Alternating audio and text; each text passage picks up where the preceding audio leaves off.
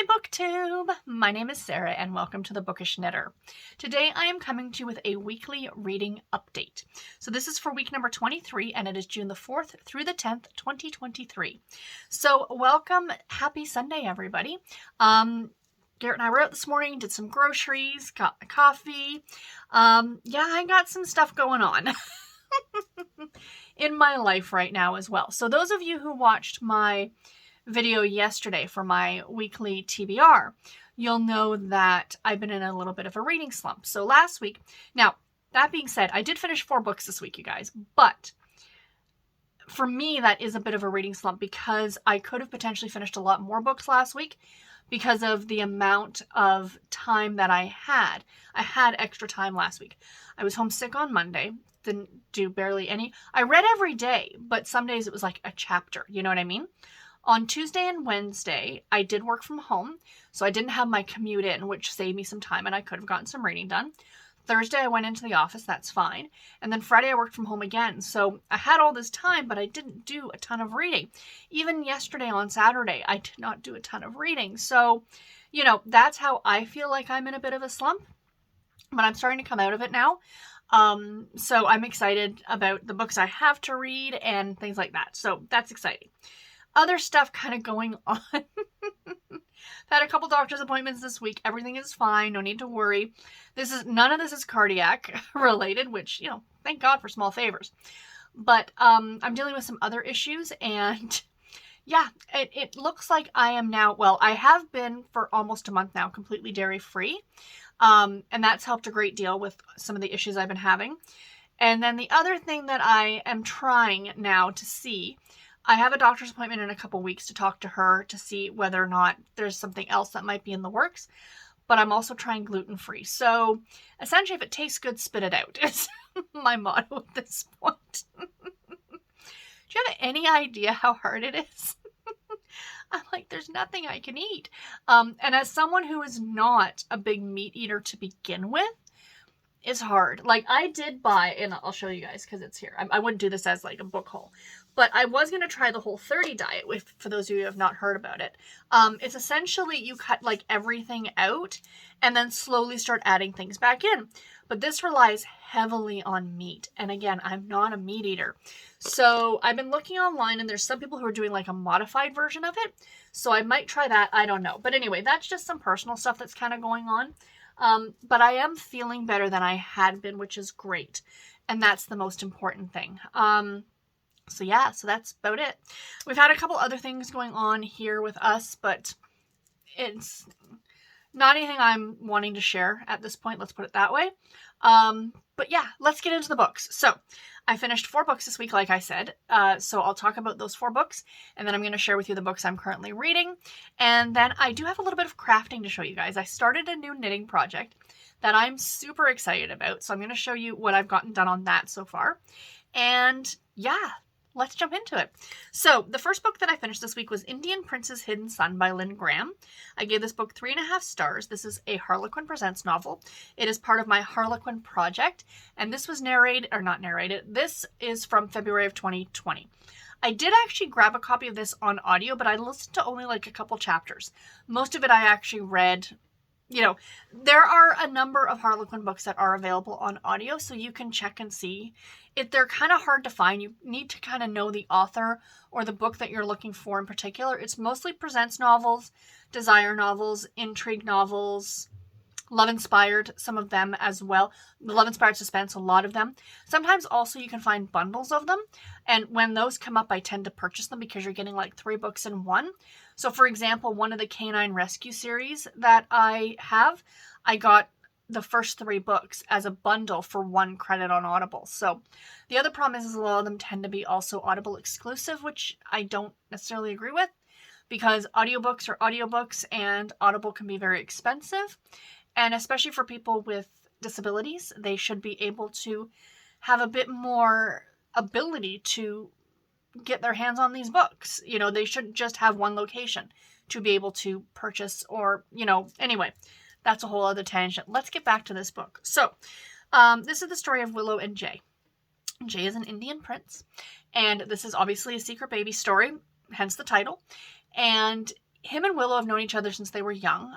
He was schooled in England, and her father was like his mentor. So then at the very beginning of the book, her father has passed away. They are at his funeral when the book starts. So the two of them, this was my one big issue with this book. The day of her father's funeral, that night, her and him are hanky-panky, like, is ensuing, essentially. And that's how she gets pregnant. Because that's typically how these things work. So anyway, that was my big issue. I'm like, it's literally the day of your father's funeral. Like, I don't know. It didn't sit well with me. But anyway, she ends up getting pregnant, and then she doesn't tell him, and then he tracks her down to make sure she's okay, because she was very, very, like, she had nothing. She was being kicked out of the house that her and her father lived in. She didn't have a job. And then when he tracks her down, finds out that she's got his son. Like, she was pregnant and had his son. And then he's like, we're going to marry because that's what's done, so my son can be legitimate. The son of a prince kind of an idea. So, and the story goes from there. So it's very opulent, which, like, the Presents novels really are. She's taken basically from poverty into very much a Cinderella situation, into the heights of luxury in India. And I mean, it was a good story. I enjoyed it. The Presents novels are not generally my favorites. Some of them and some of the authors I like a lot more than others. But this one was fine. I mean, 3.5 stars, a little bit better than average. I like the details in India and things like that. But again, what really kind of irked me about this book right from the get-go, in a way, was the relationship right at the very beginning of the book. So yeah, so that was that book. The next book that I finished was The Forever Farmhouse by Tobin McClain. I gave this book 4 stars. This is book number 1 in the Hometown Brothers series, and I did listen to this one on audio, and it was narrated by Tanya Eby, who is a favorite of mine. I really, really like her narration. So this is the story of Millie and Ryan, and they knew each other growing up. They lived next door to each other, and I guess they spent a night together, and she got pregnant. We're all about the secret babies this week, you guys.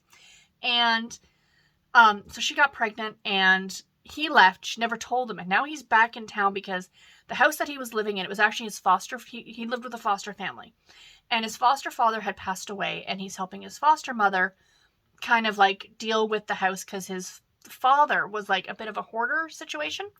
So they're trying to help her clean out and get through her grief because she's having a very difficult time moving on. So the kid now is like 10.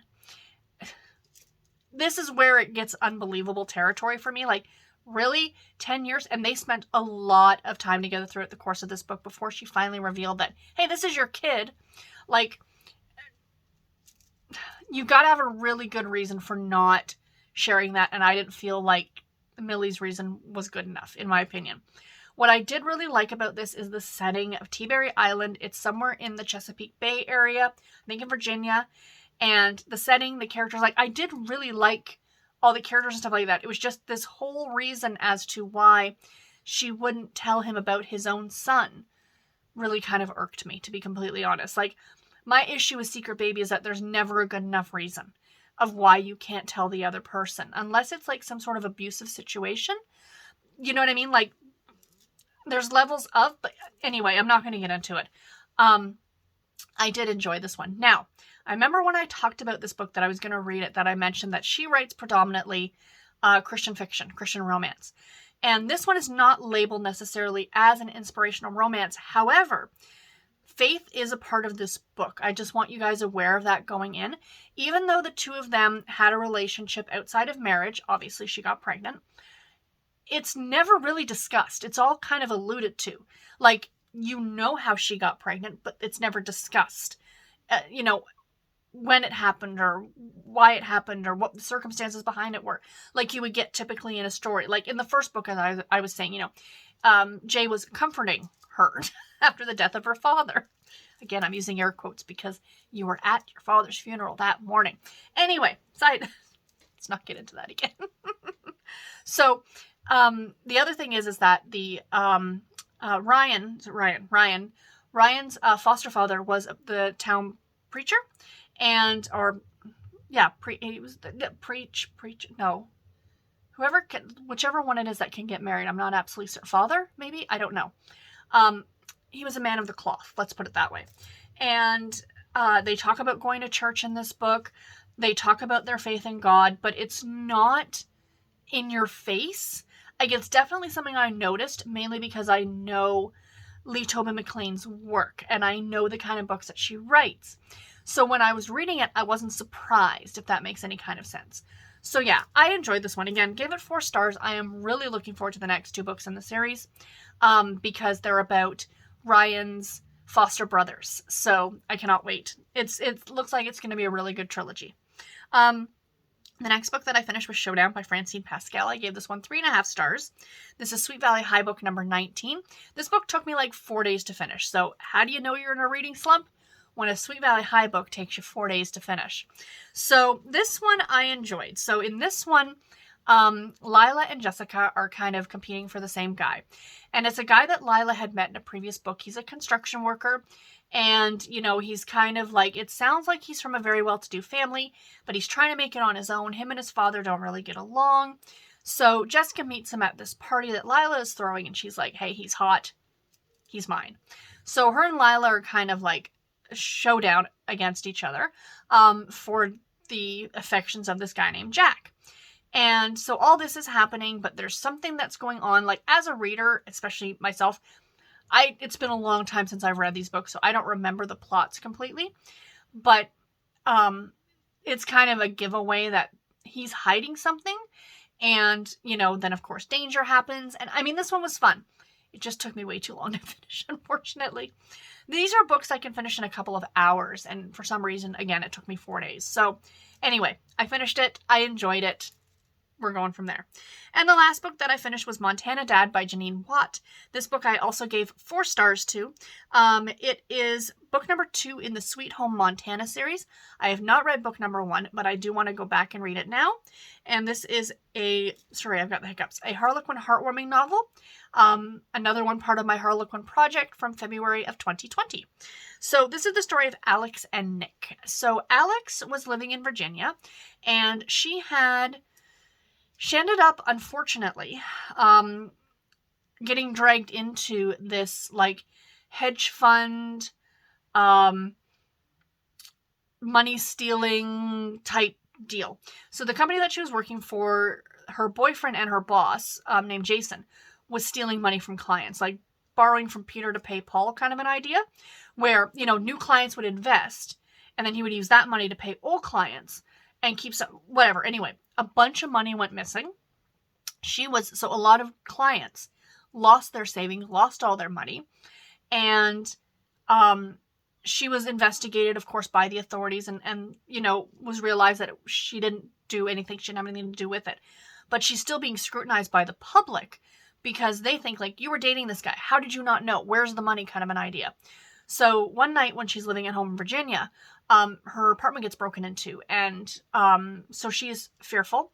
So she ends up moving to this small town in Montana, and she wants to stay to herself. So the whole thing is gated. She's got the front and back gates locked, and Nick, who's her next door neighbor, he's a rancher. He actually uses a cut through on her property to get from his farm or his ranch into town. If he can't use that cut through, it's an extra almost hour of really bad back roads to get to town, right? So Alex and him, you know, kind of go toe-to-toe at the beginning because she doesn't want just random people just driving onto her land. She's fearful. But she, of course, doesn't also want to tell him why. And, of course, this is a small town, so they're all wondering about this woman who's being kept to herself, literally behind locked doors, like, what's going on?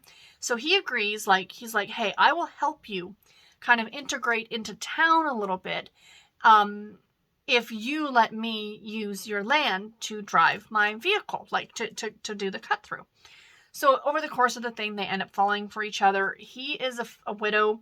He's got 2 little girls who are absolutely adorable. I really like the kids in this book. Kids are touch and go in books. Sometimes I find they're either written too old or they're written too young. These 2 were just perfect. Right from the get-go, his younger daughter, Bailey, was enamored with Alex because her hair was down to her waist. And she was wearing it down the first time, and she kept referring to her as Rapunzel. And I thought that is so what a child would do, you know, like a 5-year-old would do, who's into princesses, who would see it someone, you know what I mean? So I really like the kids. His sister, Nick's sister, Katie, is in this book as well. She was the female lead in the first book, which is why I need to go back and read the first book now. And even the grandmother. So Nick's grandmother gets a bit of a romance herself. And there's some, I don't want to say adventure, action and adventure. There is like some intrigue, I guess you want to say, in this book with some stuff that happens toward the end to Alex with this whole like Ponzi scheme thing that happened. And yeah, it was just really good, you guys. 4 stars. I highly recommend it. Give it a read. It was really good. So that is all the books that I read this week. I had a pretty decent reading week, even though I didn't finish a lot. I still had a pretty decent reading week. So into what I am currently reading. So last night I started reading Very Deadly Yours by Francine Pascal. This, I think, is book 20 in the Nancy Drew Files series. And in this one, it's about a killer. I think it's a killer who is targeting women through personal ads. Again, we're going back to the 80s, my friends. Yeah, personal ads. So anyway, yeah, so that's that one. I've only read a chapter of it. Bess has answered a personal ad, and it sounds like, you know, she may have met this person or whatever, so we'll see. And then I am also currently reading, I started just this morning, Soldier of Her Heart by, oh, I'm drawing a blank on the author's name. The cover will be right up here. I'm so sorry. I feel so bad.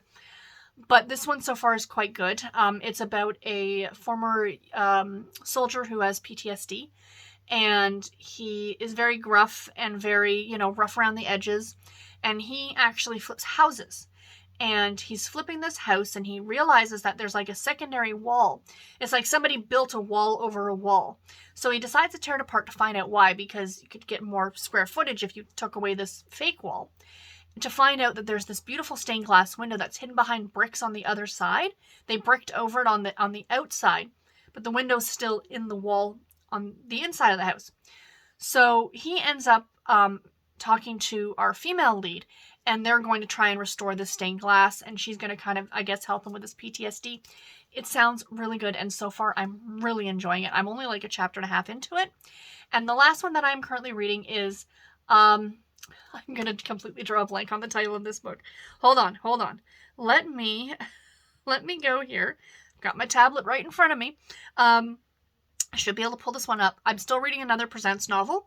And actually the heartwarming book is still from my heartwarming one from 2 weeks ago. But that's fine. My goal is to get through these. It just might take me a little bit of time. So, let me just open this up and have a look here. Her Sicilian Baby, what is it called? Her Sicilian Baby Revelation by Michelle Smart. I'm only a chapter or so into this one. It's another secret baby story. But in this one, we have the added fun of amnesia, so that she doesn't remember who the father is. So that, I feel, is a pretty good excuse to not tell the father that you had his kid, if you can't remember who it was. For amnesia purposes. So yeah. So those are the ones that I'm currently reading. I will finish the heartwarming book in the next few days. And then yeah, I can really work on the Presents novels and also start reading the intrigue novels. So yay. So it's not like I'm making myself finish one set before I start another one, because it's kind of nice having multiple ones on the go. But anyway, into the crafting stuff, in case you guys are curious who want to see the crafting stuff, I decided to start a sweater this week. So this is a sweater that I have had on my radar to knit for quite some time. I'm going to show you what it looks like. So this is using my Knit Companion software that I have to knit with. And let me just try and bring down this so you guys can see a little bit better. The pattern is by Joji Locatelli, and it is called the Super Bulky Grandpa. So it's this like really nice, oversized, bulky cardigan. I want it for work, to literally leave at the office, just to kind of throw over the back of my chair and leave it there. So yeah, that's the pattern. I will leave it linked below for those of you who might want to check it out yourselves. And it's like, I am used to knitting socks with sock yarn, but this yarn, like, look how like bulky and chunky this is. It's great. So this is what I have so far. This, I think, is actually, so I've actually gone up a couple sizes, because I want it to be oversized in one way. So I think that this is actually like, see if I can do this. This is kind of like what's going to go. It's like this part, like that goes along here. So yeah. So that's, whoops, what I've gotten started so far. It's really soft. It's really squishy, which is exactly what I want. If I like this one, I might end up making another one. I really like this yarn. It's from Michael's. I think it was like $12 a ball, and I needed like 3 or 4 balls. So like, look at that. That's 1 ball of yarn, my friends. So my plan is to get some more knitting done on this today. But yeah, I will show you guys updates on this as I kind of go through the sweater. Really, to be completely honest, oops, sorry for shaking the camera. It should knit up relatively quickly because it's super bulky. And, you know, that's kind of the great thing about it. So it's giant needles. Like, again, I am used to knitting socks. So this is like, for me, this is like huge, these huge needles. So yeah. Anyway, that's it, you guys. I hope you enjoyed this video. Let me know, how did your week go last week? For those of you who might also be dairy-free and gluten-free and or one or the other, any tips or tricks you could pass my way, because believe me, I am totally interested. Biggest thing now, it's going to be that I really have to think about what I'm eating. It's not just so easy to just stop at McDonald's and grab something, you know what I mean? I don't think I'd ever go completely vegan, mainly because bacon, and because bacon exists. But, you know, I'm not a huge meat eater to begin with. So again, anybody who has any tips or tricks, please do let me know. Any foods that you go to, if you know of any like restaurants even that have kind of like options that are decent. Because the thing is, it's like, we ordered from a pizza place a couple weeks ago, and we got, I got dairy free on my pizza, and it was disgusting. So yeah, I'm just kind of looking for places that you know might be good or whatever. Anyway, I'm putting it out there. So anyway, guys, let me know how your reading week went. And until my next video, everybody, take care and happy reading. Thank you all so much for watching. Bye, guys.